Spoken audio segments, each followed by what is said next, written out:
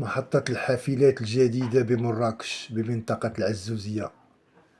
بلاصة الطاكسيات موجودين، اتساع مكاينش داك الزحام بحال محطة باب دكالة.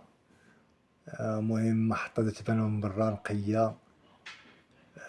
كاين ليسباس فير، كاين اتساع.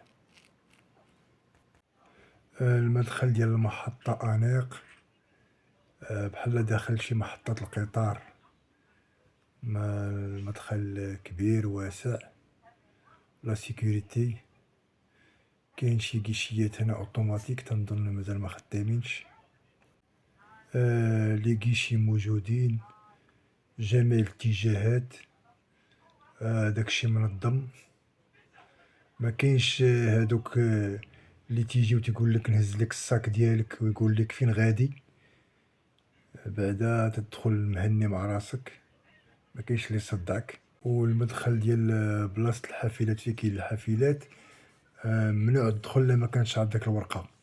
دايرين واحد الباساج ودايرين السيكوريتي تيقلبوا اللي ما عندوش الورقة ما يدخلش.